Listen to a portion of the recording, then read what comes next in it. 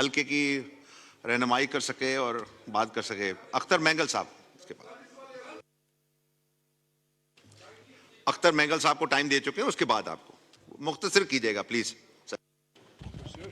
मुनासिब करूंगा जनाब से, मुख्तसर पता नहीं हो न सकी। शुक्रिया जनाब डिप्टी स्पीकर साहब। बिस्मिल्लाहिर्रहमानिर्रहीम। इससे पहले कि मैं अपनी उन गुज़ारिशात का बयान करूं, सबसे पहले तो मैं कल रात जो वाक़या हुआ है क्वेटा में पश्तूनख्वा मिली अवामी पार्टी के चेयरमैन महमूद खान अचकज़ई के घर पर जो रेड की गई है, उसकी मैं अपनी तरफ से, अपनी पार्टी बलूचिस्तान नेशनल पार्टी की तरफ से मज़म्मत करना चाहूँगा।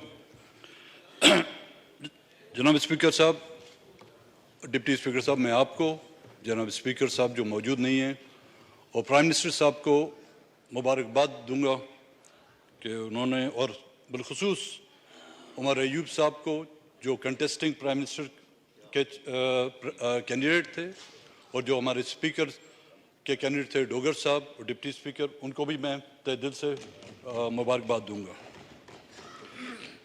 जनाब स्पीकर साहब, जब हम जमहूरियत की बात करते हैं और आइन की बालादस्ती चाहते हैं, तो मुझे ये उम्मीद थी और ये तवक्को थी कि प्राइम मिनिस्टर साहब उस जमहूरियत की अपनी स्पीच के दौरान उन साफ़ी हजरात जो पाबंद सलासल हैं, असद अली तूर, इमरान रियाज, उनकी रिहाई का ऐलान करते हैं।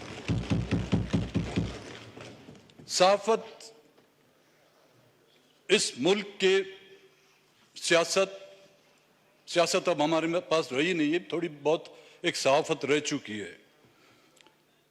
वो उसका एक बुनियादी उसका किरदार होता है सहाफ़त का। जिस तरह के इस मुल्क की मुसल्लह अफवाज सरहदों पर बंदूक हाथ में लिए इस मुल्क की सरहदों की हिफाजत करती है, इसी तरह यहाँ के साफ़ी हजरात, उनके हाथ में बंदूक नहीं है, कलम है। उस कलम के ज़रिए से वो हमारी पहचान, हमें राह रास्त, अगर हम गुमराह हो जाएं, वो हमें दिखाने की कोशिश करते हैं।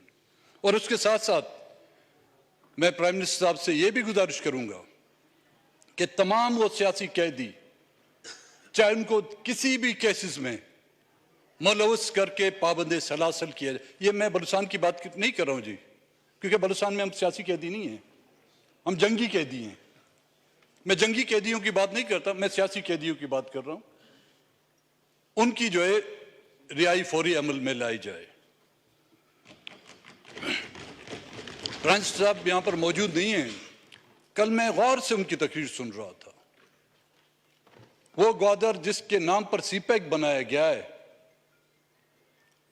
जिसको कहते हैं कि जी ग्वादर इस मुल्क की तरक्की और सीपैक का जूमर है, प्राइम मिनिस्टर साहब वो जूमर डूब गया है। अगर फुर्सत हो उनको, बलूचिस्तान में मिलिट्री ऑपरेशन में जो हेलीकॉप्टर यूज हो रहे हैं, उनमें से चंद एक हेलीकॉप्टर उस ग्वादर में लोगों के रेस्क्यू के लिए भेज दिए जाते तो हम भी उनकी तारीफ करते।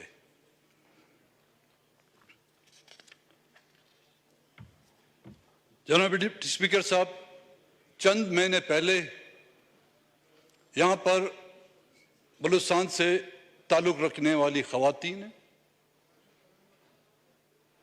बच्चे, बुजुर्ग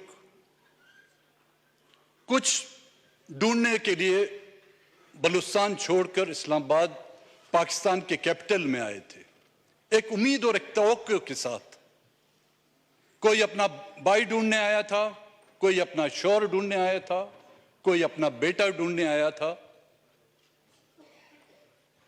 उस जिसको आप यहां पर निगरान हुकूमत कहा जाता है, केयर टेकर, मैंने उस वक्त भी उसका अंडरटेकर नाम रखा था।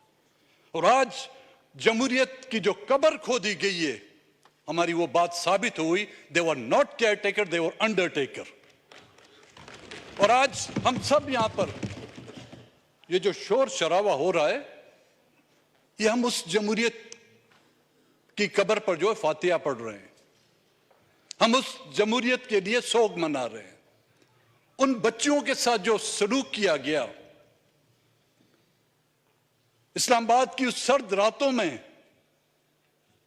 उनका जो इस्तकबाल किया गया ठंडे पानी से, उनको जो इज्जत दी गई, और उसका रद्द-ए-अमल आपने देखा जी।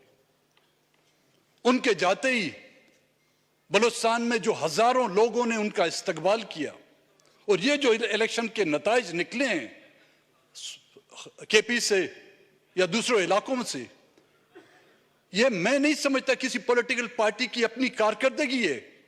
ये वो नफरत है जो रियासती इदारों के खिलाफ लोगों ने मोहरे लगा लगा के अपने नफरत का इजहार किया है।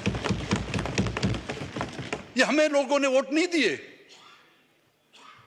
ये उन खुफिया इदारों जिनका काम दुश्मन मुमालिक के खिलाफ जो है साजिशें करना जरूरी था। लेकिन बदकिस्मती ये है कि हमारे अपने रियासती खुफिया इदारे, एस्टेब्लिशमेंट जिसको कहते हैं, वो तो फर्क आना कैलोरीज बहुत ज्यादा फर्क